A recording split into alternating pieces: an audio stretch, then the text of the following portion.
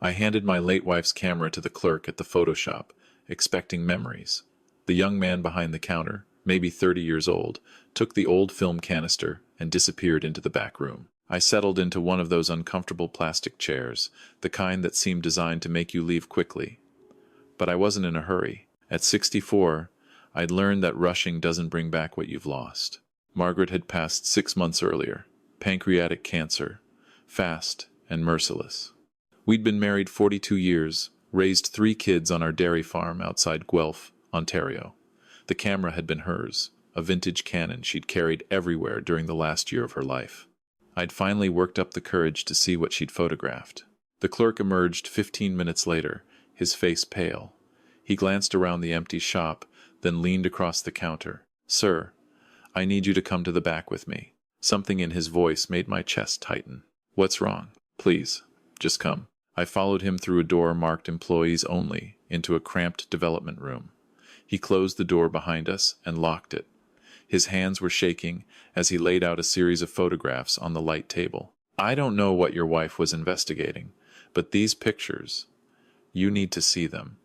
And then you need to contact the authorities immediately." I looked down at the images. The first few were innocent enough. Our Holstein cows grazing in the south pasture. The creek that ran along our property line.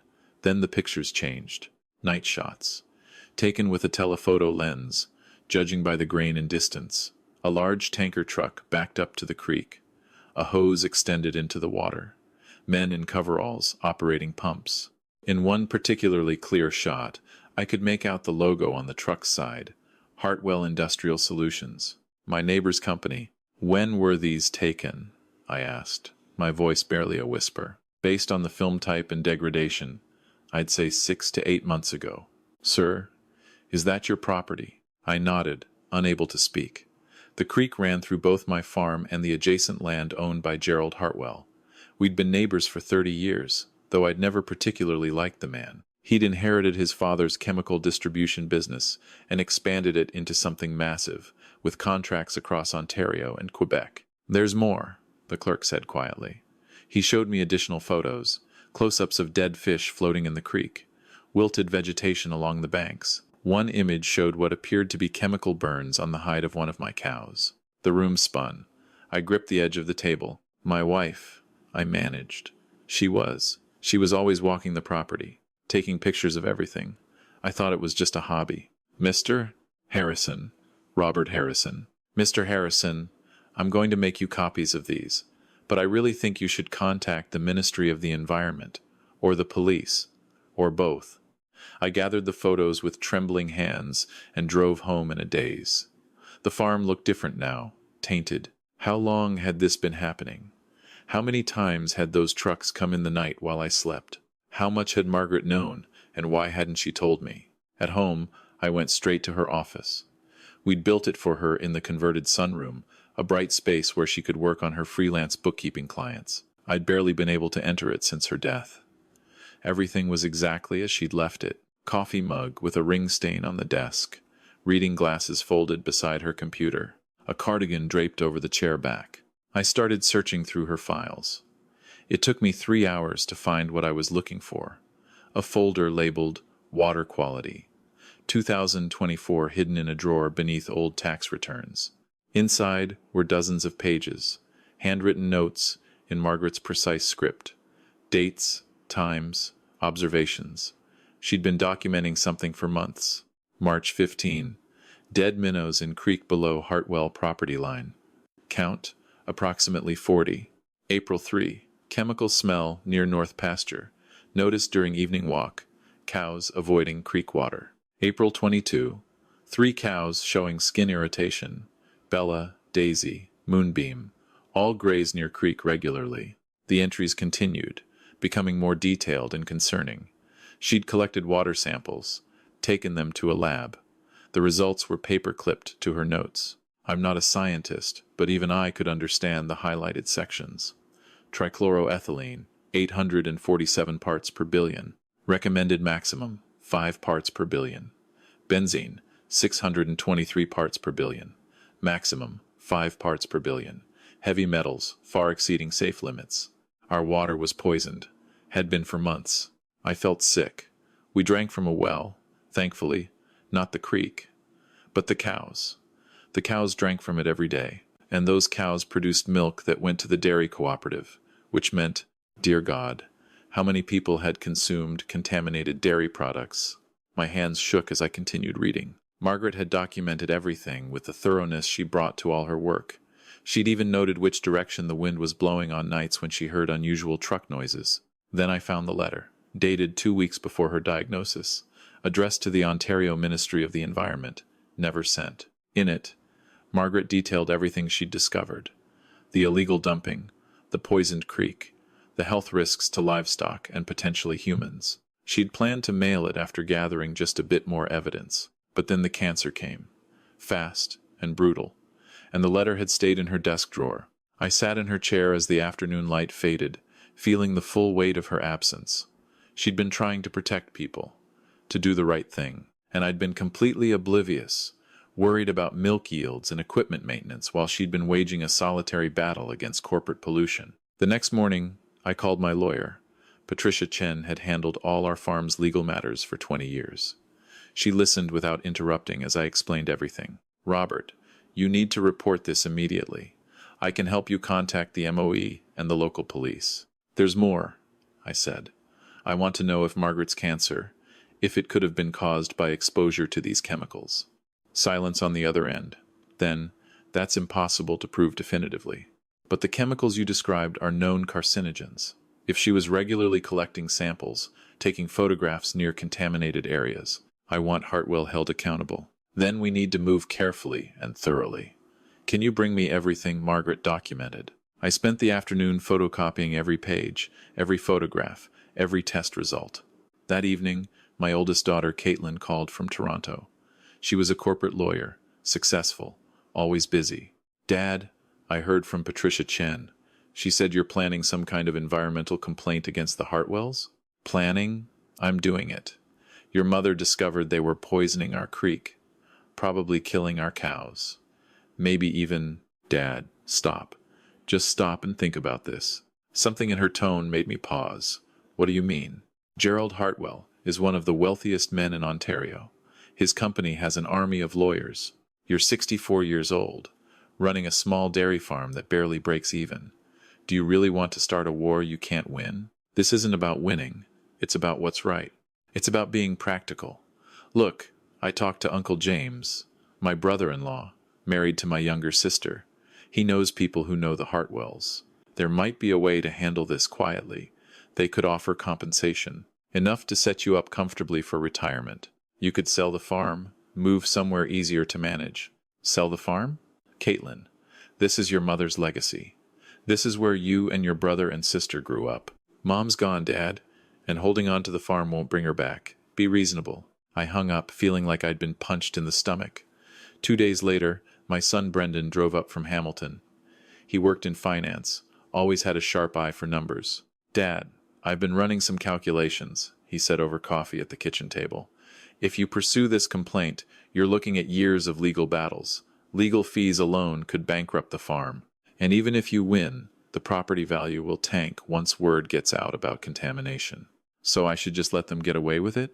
I'm saying there are smarter ways to handle this. The Hartwells have reached out through intermediaries. They're prepared to offer $2 million to settle this quietly. No admission of guilt, but enough money to secure your future. $2 million to keep quiet about murder? Murder? Dad, come on. Mom had cancer. Terrible, tragic, but cancer. You can't prove. Get out. Dad, I said, get out of my house. He left. 2 days later, my youngest, Emily, showed up. She'd always been the peacemaker. At 32, she was a teacher in Ottawa, married with 2 young kids. Daddy, she said, using the name she hadn't called me in years. I'm worried about you. Caitlin and Brendan are worried too. We think you're not thinking clearly. Grief can make people act irrationally. Is that what you think this is? Irrational grief? Isn't it? Mom's been gone 6 months, and now suddenly you're on this crusade. Maybe you need to talk to someone, a therapist, someone who can help you process. Did they pay you too, or just promise you a share of the settlement money? Her face flushed. How dare you? How dare I? How dare you? Your mother spent the last healthy months of her life trying to expose poisoners, and her own children want me to take their blood money. It's not blood money. It's a reasonable settlement for property damage. Dad, please, think about our inheritance. Think about your grandchildren's future. I am thinking about their future. A future where they know their grandmother stood for something, where they learn that some things matter more than money. She left in tears. I sat alone in the farmhouse that night, wondering if I was crazy. All three of my children, trying to convince me to back down. Maybe they were right. Maybe I was just a grief-stricken old man tilting at windmills. Then I thought about Margaret, quiet, methodical Margaret, who'd never liked confrontation, but had been willing to stand up to one of the most powerful men in Ontario. She'd faced it alone, without telling me, because she knew it was right. I called Patricia Chen the next morning. File everything. The environmental complaint, the wrongful death investigation, all of it. Robert, your children have been calling me. They're talking about having you declared mentally incompetent. I felt like I'd been slapped. They what? They're concerned. They think grief has impaired your judgment. If they pursue it, they could potentially take control of your financial decisions, including whether to continue legal action. Can they do that? It's difficult, but not impossible, especially if they can get medical testimony that you're not in a sound state of mind. So that was their play. If I wouldn't take the money willingly, they'd have me declared incompetent and take it anyway. I spent a week barely eating, barely sleeping. The cows still needed milking, the farm still needed running, but I moved through it all in a fog. My children hadn't spoken to me since our arguments. The silence from them hurt worse than anything. Then one morning, I found an envelope slipped under my door. No return address, no name. Inside was a single piece of paper with a phone number and a message. Your wife wasn't the only one investigating. Call me. I stared at that number for an hour before I finally dialed. Harrison Farm? The voice was female, young, cautious. Yes. Who is this? My name is Dr. Sarah Kowalski. I'm an environmental researcher at the University of Guelph. I knew your wife. We met at a Tim Hortons in town. She was maybe 40, with tired eyes and a laptop bag covered in academic conference stickers. Margaret contacted me 8 months ago, she explained over coffee. She'd found my research on agricultural water contamination and wanted to know how to properly test creek water. I helped her understand what she was finding. Why didn't you come forward when she died? I didn't know she'd died. Not until last week when I saw the news about the environmental complaint being filed against Hartwell Industries. Then I put the pieces together. She opened her laptop. Your wife was more thorough than you might realize. She didn't just collect samples from your property. She expanded her investigation. She found 4 other farms within a 15-kilometer radius, all showing similar contamination patterns, all downstream from Hartwell facilities. She showed me maps, data, photographs taken by other farmers who'd noticed sick livestock and dead fish, but hadn't connected the dots. Margaret was building a class action case. She was coordinating with these other farmers, helping them document everything. She was going to bring all of this to the authorities at once, make it too big to ignore or suppress. Why didn't she tell me? Dr. Kowalski looked at me with something like pity. She wrote me an email about that. She said she wanted to protect you, that you'd worked so hard to build the farm, and she didn't want you to carry the burden of fighting this battle. She thought she could handle it alone, present you with the solution once it was done. Tears blurred my vision. That was so typically Margaret, always trying to shield everyone else from difficulty. The other farmers, I said. Do they know about this? Some do. Some have already been approached by Hartwell's lawyers with settlement offers. A few have taken them, but there are at least 6 who are willing to fight if they have a leader. Why me? Because your wife started this. Because you have the most complete documentation. And because, frankly, you have the most to lose. Your children, your farm, your reputation. If you're willing to risk all that, others will follow. I thought about my children, about the $2 million they wanted me to take, about a comfortable retirement versus years of legal warfare. Then I thought about Margaret, alone in this sunroom, collecting evidence, while cancer grew inside her, fighting for something bigger than herself. Tell them I'm in, I said. All of them. We do this together. The next 3 months were brutal. The Hartwells didn't just fight back. They unleashed hell. Their lawyers filed motion after motion. They hired investigators to dig into my past, looking for anything to discredit me. They planted stories in local media suggesting I was mentally unstable, that I was exploiting my wife's death for a money grab. My children made good on their threat. Caitlin filed a petition to have me declared mentally incompetent. The hearing was scheduled for late November, but Dr. Kowalski's network held firm. 7 farms in total, all documenting contamination. Together, we pooled resources for legal representation. Patricia Chen brought in environmental law specialists from Toronto. The breakthrough came from an unexpected source. A former Hartwell Industries employee named Marcus Webb contacted Patricia's office. He'd worked as a logistics coordinator for 15 years before being laid off in a cost-cutting measure. He was bitter, angry, and willing to talk. He brought documentation. Shipping manifests showing hazardous waste marked as agricultural runoff. Internal memos discussing cost-effective disposal methods. Email chains where executives debated the acceptable risk of trace contamination in rural waterways. The smoking gun was a message from Gerald Hartwell himself. The old cow farmer and his wife won't notice anything. Even if they do, who are they going to tell? We have friends in every relevant ministry office. Handle it quietly and move on. The date on that email was April 2024. Margaret had started her investigation in March. They'd known. They'd known she was watching, and they'd continued anyway. They'd gambled that a 60-something woman with no scientific background wouldn't be able to build a solid case. They'd been wrong. Patricia presented the evidence to the Ministry of the Environment in early December. Within a week, MOE inspectors swarmed Hartwell facilities. What they found was worse than any of us had imagined. 17 different chemical compounds being illegally dumped. Contamination spreading through groundwater across a 40-kilometer radius. Soil toxicity levels that would require decades of remediation. The ministry issued an emergency order shutting down all Hartwell disposal operations. Criminal charges were filed. The RCMP opened a formal investigation. Gerald Hartwell was arrested at his Muskoka vacation home on a Saturday morning. The images of him being led away in handcuffs made the front page of every major newspaper in Ontario. My competency hearing was cancelled. Caitlin and Brendan showed up at the farm 2 days before Christmas. Emily came with them. They stood in my kitchen, these 3 people I'd raised, looking uncomfortable and ashamed. "Dad," Caitlin started. "We were wrong. We thought we were protecting you, and protecting our inheritance. But really, we were just being selfish. And scared," Brendan added. "Scared of losing the farm, losing the financial security. We let that fear turn us into the kind of people Mom would have been disappointed in." Emily was crying. "I'm so sorry, Daddy. Mom would have been proud of what you did, and we should have stood with you from the beginning." I looked at my children, really looked at them. They weren't bad people. They were human, flawed, capable of being swayed by money and fear, just like anyone. "Your mother kept all of this from me because she wanted to protect me," I said slowly. "But protection isn't always kindness. Sometimes people need to be trusted to do hard things, to fight necessary battles." "We know that now," Caitlin said. "Then prove it. The legal fight isn't over. The cleanup will take years.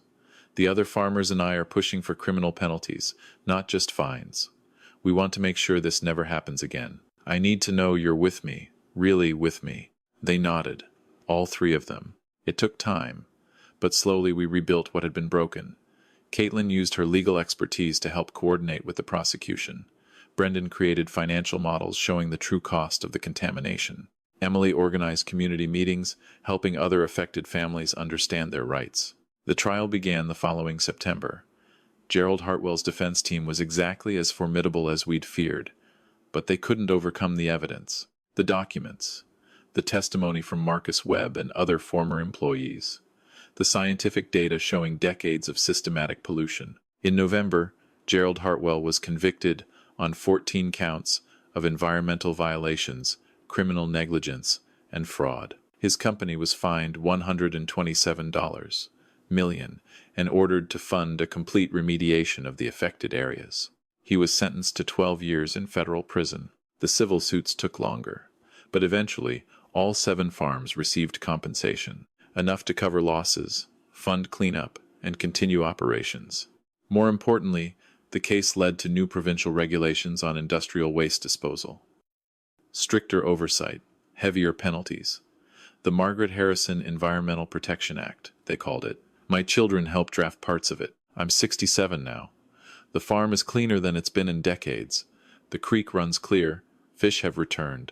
The cows are healthy. I've turned Margaret's sunroom into a small museum of sorts. Her photographs line the walls. Her documentation is preserved in archival boxes. School groups come sometimes, and I tell them about the quiet woman who took pictures and asked questions and refused to look away from wrongdoing. I tell them that courage doesn't always look like you expect.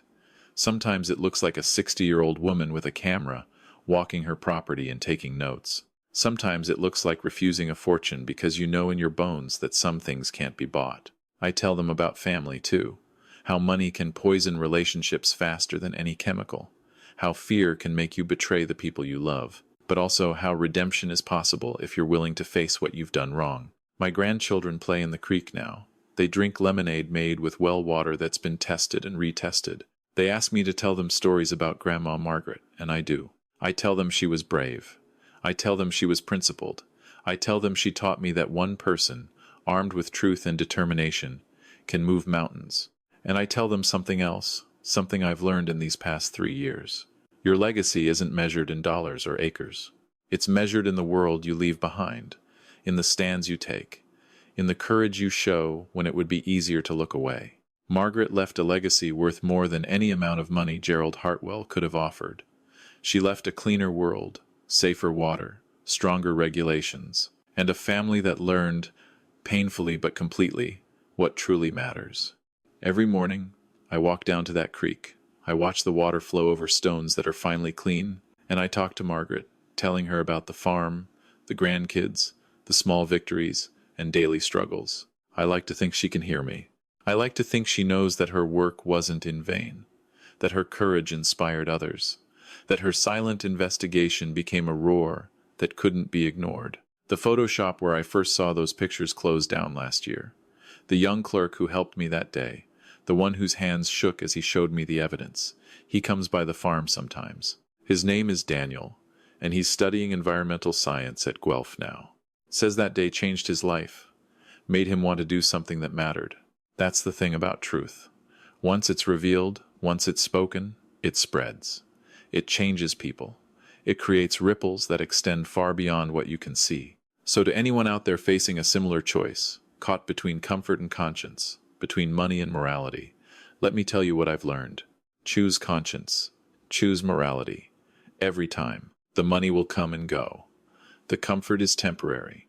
But the knowledge that you stood up, that you fought for what was right even when everyone told you to back down, that stays with you forever. And sometimes, if you're very lucky, it changes the world just a little bit, makes it safer for the people who come after.